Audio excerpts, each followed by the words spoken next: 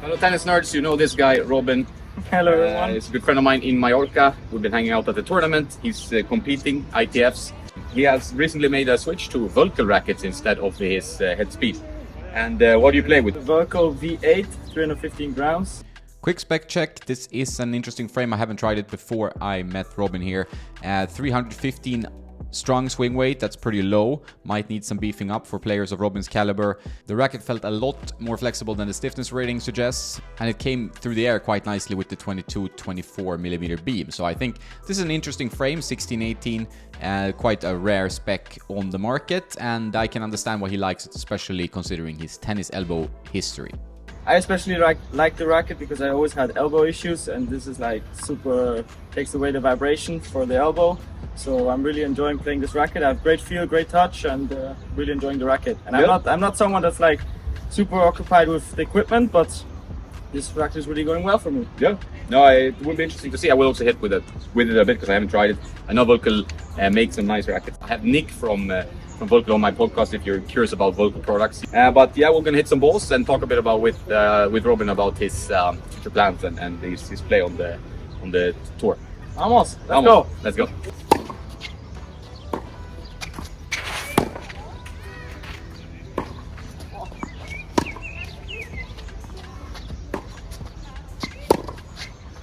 Quick sponsor break. Check out the singles playbook from Fuzzy Yellow Balls. They will teach you patterns, how to beat certain types of players with different strategies and patterns of play. Full with videos, lots of different chapters on beating pushers, counter punchers, serve and volleyers, and so on. I found this product great. I bought it over a year before they asked to sponsor some YouTube videos for me. So check it out. The link is in the description.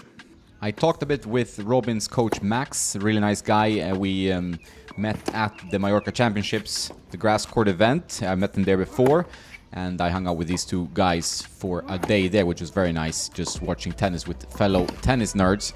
And he was a little bit concerned about the lack of power in the racket for Robin's game, and I think it's something that could be mitigated with, you know, obviously the right string, tension, reducing the tension a bit, but maybe adding some weight as he moves across. I mean, Robin has historically had a little bit of issues with tennis elbow. Last time I was here and we hit on the grass, I gave him some advice around strings. It seemed to go away after that, but he still felt like the head speed MP that he was using with some customization got a bit too heavy for him. So maybe this lower swing weight works well. The thing with Robin's rackets here, they're not matched or customized in any way. These are stock specs. He's recently made this switch. So if you're a player that wants to go for the pro tour, just give it a real go, which I think he should. He's still young. Then I would advise you to try to get them matched, either by a pro or, you know, sometimes you can do it yourself. But you would need access to some kind of swing weight machine, because the swing weight is the most important metric, which I've talked about in other videos. You need to get the swing weight to be similar, as close to the same as possible, and then obviously weight and balance are also important to have in a similar range. So it feels like when you take out a new racket from the bag, you break strings or so, it feels like the same racket. Sometimes people have a favorite racket anyway, but you don't want a racket to bother your head too much. I think the main thing with racket advice and consultations that I do is to get the racket out of the player's head, and that's really what I'm trying to work on, so they can focus on their game. You don't want to think about the equipment, that should just be there. So I also tried this racket. I felt like it hit a nice ball. I agree with Max that it's not going to give you the max power, really. It's not 100% powerful racket, but has kind of a blend of a bit of a softer feel and some good flex when you hit the ball. So the feeling in terms of like hitting drop shots and so on seemed very nice with this frame. I think it's one of those maybe a little bit overlooked rackets, and Vulcan is a bit of a lesser known brand, and people mainly buy the rackets they see used by pros on TV. So Heads, Wilson, Babola, Yonex, Technifiber, those are the key brands you see a lot. Dunlop as well. But so Vulcan is a little bit in the background. Does not mean that they don't produce good rackets. Such is the case with many other brands. But you need to have the racket in a kind of a high-ranked pro player's hands to have any real reach. But if you want a balance of spin, control, good feel, not arm unfriendly, check this one out. It's an interesting frame for sure, and I did enjoy hitting with it. And now we get to the interview part where we'll talk about string setup and so on. All right, so Robin and I, we've been talking a lot over the last 2 days. We've been at the country club to watch the championships. Some good matches, some so-so matches, I would say. To be honest, like the courts were a little bit burnt from all the sun, and it's tricky with the grass. But you're training there every day. Exactly. I was practicing also yesterday with a good player, and it was super difficult to play on a grass court that's been played on a lot because the ball bounces everywhere. But especially when you're playing someone that's 100 times better than you, you have to really try to adapt and give your best, and it's not easy. But yeah, you were a hitting partner there last year as well, right? Last year as well, and this year I'm also going to do hitting partner in Gstaad, ATP 250, cool. That's really cool. Actually. and also in Kitzbühel. Yeah, that's why I got all the fila gear and. You're kitted out. Yeah, that's fun. So when you're a hitting partner, how do you feel like? How's the relationship with the player? Do you talk to them a lot, or are they like a little bit like, I'm not sure about this guy? It's interesting. You would think that they're very closed and don't want to talk to you, but they're very open. Because, for example, yesterday they always kind of search the conversation. Obviously, if you are an idiot, they will not search any conversation with you. But if they see you're more or less nice guy, they always look for, mostly they look for a conversation. But you would always think that they're so close, but it's actually not like that. I think once you get on the court, it's easier. Sometimes in the locker rooms, I notice like when I'm around the players, they are a bit guarded, they're on their phone and with their team, but once you're out on the court, obviously you have to have some kind of conversation, otherwise it's weird, So yeah, the Gestalt will be good, will be on clay. What's your plans like for playing? So you're playing futures. You were so close to getting a point. We don't need to get into that because he was really, really close. But it will come for sure. But what's your plan for after that? Like, it's hitting partner. You're training every day. You're one of the guys who I think plays the most. He works so hard. Swiss attitude here, and it's try nice my to best. see. Yeah, no, but you do, and I think it's important. There's no like shortcuts really. No, you really notice that in this sport, it's only putting in the hours and. Working as hard as possible. Yeah, no drinking, no. Sleeping well. Never drank alcohol in my life, to be honest. That's good. Because I set the goal when I was younger, when I was actually 13, that I won't drink a sip of alcohol until I get an ATP point. And my family even produces wine, so it's a bit, it's about that my house we have bottles and bottles and bottles. When can I come to visit your family? You're always invited. No, but that sounds smart. And also, I think then you can allow some champagne after you win like a proper ATP match. Yeah, for sure. Yeah. Then I have to try something. But probably when you reach the goal, I was just practicing in Germany with a world champion in boxing, and he also had the same goal. That's why we got into conversation. And he said actually when he achieved the goal, right then he stopped drinking, and he's still not drinking. So I don't think it's bad to drink or anything. It's just I set this goal when I was younger and. Makes sense. No, I when I'm around tennis players that are serious about tennis, the drinking is at the minimum. I think it's a good philosophy, but I think it's good for people to understand how difficult it is to get a point. Yeah, it's definitely not easy, and but you will do it. I'm sure you will do it. Like there's the famous YouTuber friend of mine, Felix Mischker, who's going to be on the podcast as well from Tennis Brothers. He is chasing a point and he's doing it very publicly. He's on YouTube. He's doing a YouTube channel. Would you ever consider that, or do you think that will take away energy from your path? At the moment, not, because I just really want to concentrate on tennis. Yep. I have a couple things that I have to concentrate on the side of tennis, and if I would also start doing YouTube or Instagram, it would just take too much time away. And I also think there where you put the concentration at, there you will be hopefully good at. So if I would obviously try to raise a YouTube channel now, it's like getting an ATP point. You need to put hours and hours and hours into it. So right now my focus is on tennis and... Makes sense. I think it makes sense. I think the more you can focus, the better. The only thing that we also talked about is that if you want too much, if your desire is so much, it's good to have some kind of relaxation or some other hobby, something to take your mind off of it. Like whether it's meditation, and now you actually work with us like a sports psychologist, like to help your mental game. Yeah, once in a while I always try to work with a sports psychologist because I was too focused on tennis. It's also good to drift off a little bit sometimes and do some other things. But it's going better. I'm working hard. Even the hardest thing is to keep on going when you don't achieve the goals. And especially I had some couple very good punches in the face. But keep on going and try my best. Yeah. No. So to give a little bit of insight, like he went to Sri Lanka. And he was playing really well, but the conditions, obviously, you're staying in these hotels, and it's a struggle, right? And it's obviously when you're going on these tournaments, it's all on a budget. Yeah. So I always go alone, and at the beginning when you don't know anyone, it's not easy, but you have to get strong in all aspects to get an ATP point, and it's not only. Yeah, people don't realize sometimes the game, the life of a tennis player is very lonely. Like, I mean, some players who are reached high levels, they bring their whole team, maybe sometimes their family or stuff. But for most people, even some ATP guys who are pretty successful, they go alone. We talked about that a bit as well, like that you see players that travel alone, they eat alone, like talking to other players is not that easy sometimes during the tournament because you might play him or, you know, it's like sometimes a tense atmosphere in the player. You see it now here in the ATP 250, you don't see the players talking too much to each other. No. If they're like good friends, especially if they come from the same country, they would talk a lot. But other than that, they always look with quite a strange I face. noticed that. I struggle with that a little bit. Like, I think if I would ever have played on some kind of level, I would try to search some kind of social, because you feel more relaxed when you speak to someone and it's like more fun. Yeah. If you sit there only with your Bose headphones and you're just like, you know, I have to hit my forehand more aggressively and stuff, I think you put so much pressure on yourself and there's no fun, there's no relaxation, so it's all built up, you know, and you're tense. But I have to say that the most important thing is that everyone finds their own way. It's possible. Look at Kyrgios; he can do whatever he does. Yeah. play ping pong before a final and win the final. So anything is possible. You just everyone is different and has to find their own way to get into the zone. Yeah, I think the zone is important. I saw Manarino yesterday in the clubhouse, like, and he was there just like kind of meditating with his headphones and swinging the racket, trying, because he's really like obsessed with the racket. So he goes and like re-grips it a number of times, and he even did it during the match. And that's his way of finding the zone. He seems to be very easily maybe disturbed on the court. But then some players are like curious. They're like, oh, I don't give a shit, you know, I can do this. They hit with his girlfriend and get some warm up, and then he goes and plays a match.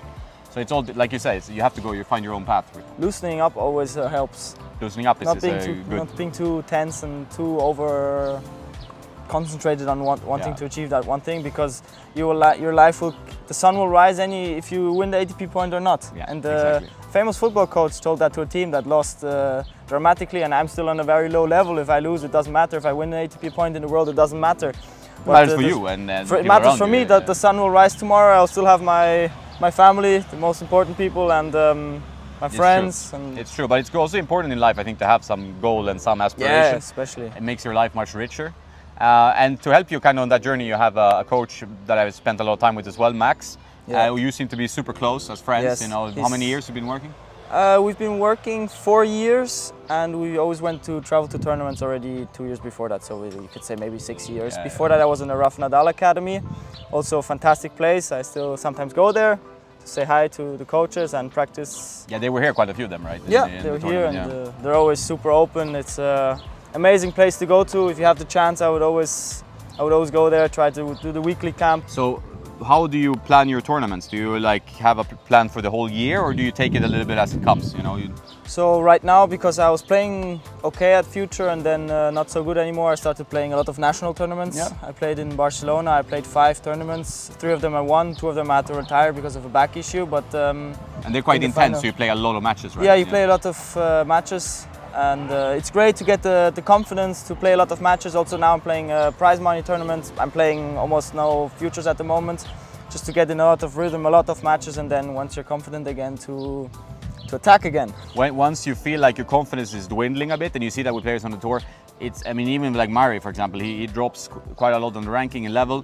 What does he do? He goes down to play challengers, which is still a high level of tennis, but for him, who has played like at number 1, it feels low, right? But then he wins 2 tournaments, he gets some confidence back. Doesn't mean that he will be successful in Wimbledon or the ATP, but at least you build some confidence to have the chance to be that. And I think that's always good on any level, really. When you're feeling like you're struggling for a moment, maybe book a session with a lower ranked player or someone you know you beat, just to make sure that you feel good about it. You know, again, get some good wins.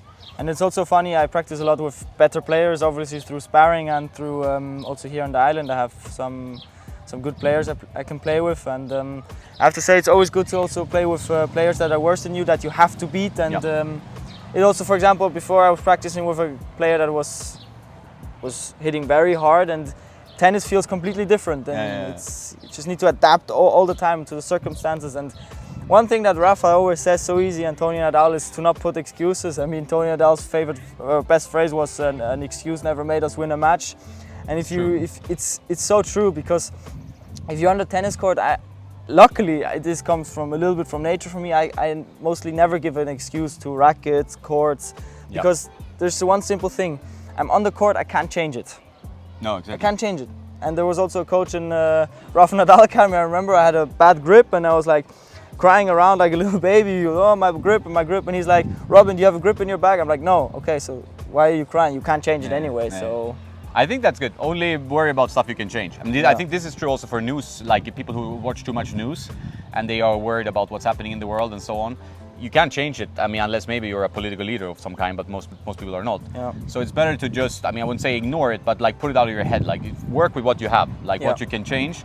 We had like, for example, Corentin Moutet yesterday on the court. He was playing against Manarino. He was playing well. He's a guy with a lot of energy and lots of like fire in his belly. Like you can get angry on the tennis court. Never. We talked about never. that. I think that is one of the most frustrating sport in the world. So like it's sometimes easy to see players and be like, oh, why does he get so angry? But if you play tennis and competed on any level, you know how frustrating it can be. I have a low acceptance of error, which is You're pushing Swiss, me. so This is it's, pushing me every day to Work harder not do any mistakes. But obviously, you have to do mistakes and you have to be. and allow yourself to do mistakes. One thing I noticed that to be good in this sport, you have to be super calm.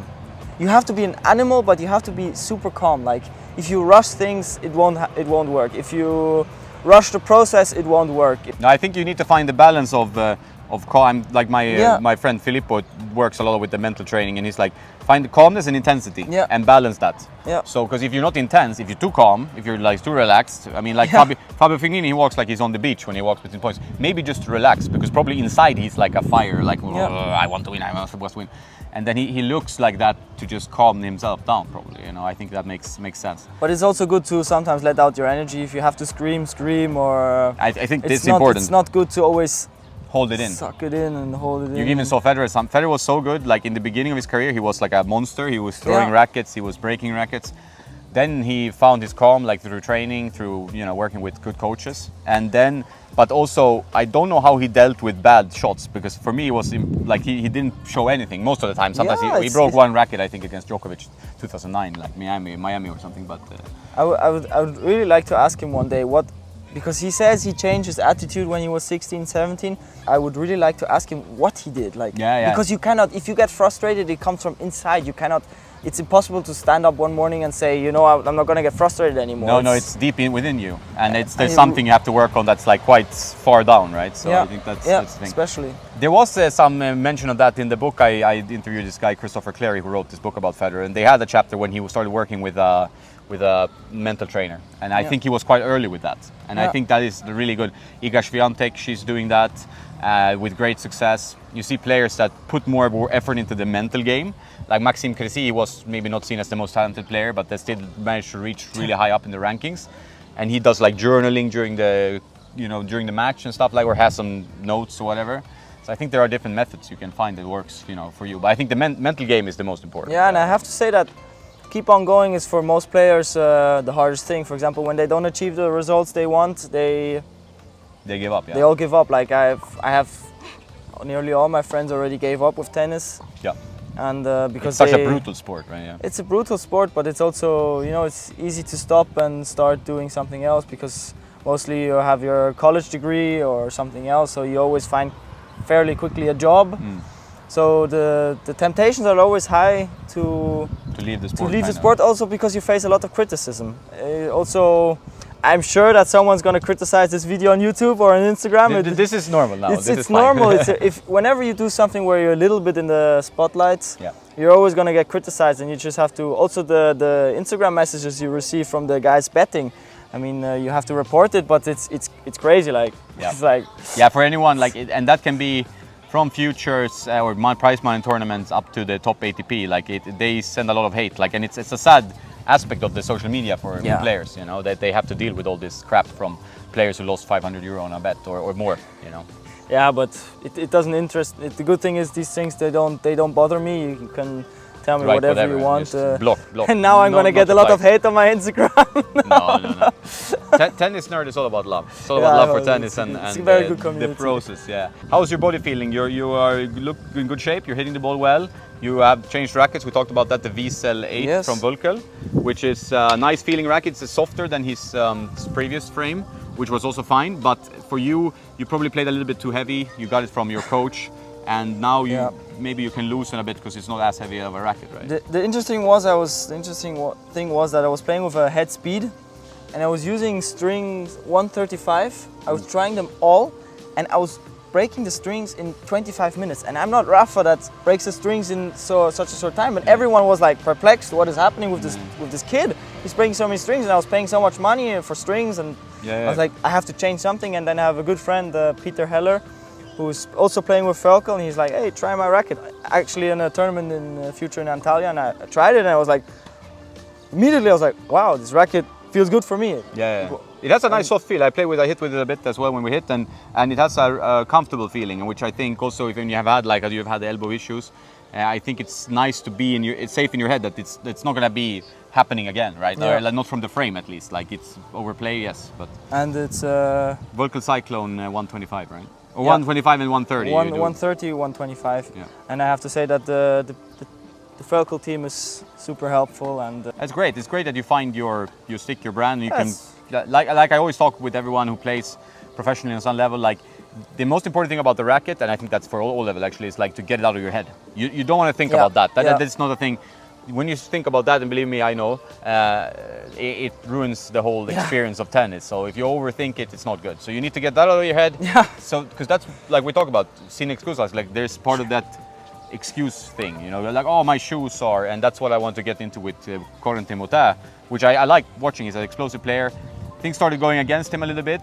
He made some errors, and then there were some bad bounces. The court was not in the best condition, and then he started like just complaining. And once you start getting into this negative spiral, he lost 4 games in a row, lost a set. Then second set, you don't even need to watch. You know what's going to happen. He lost 6-2, you know. So he beat himself. I don't think Manarino beat him. It was more he beat himself. That happened to me. I used to be mentally absolutely horrible, and it was often me losing against myself. I was just on the court and I would destroy myself because I would make mistakes that I don't like, and I would have so much hate. So how can you make this mistake or something like this? And it would just make me even worse. And I'm happy that I have a fantastic coach on my side, and he's was able to really.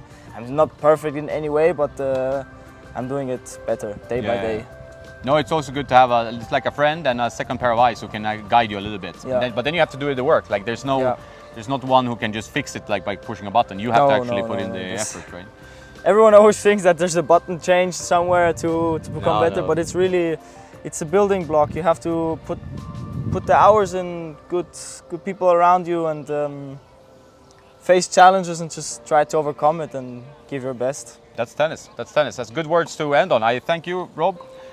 Nice hanging out with you. I hope to be back in Mallorca to spend some more time, drink some of your parents' wine, because I can drink wine, and hopefully hit some balls and see you play, because he's going to be a great player. I hope so, and I believe so. So let's. Thank you so much. All the best now. Thank you. And don't forget to play some tennis yourself, right? Bye-bye. All right.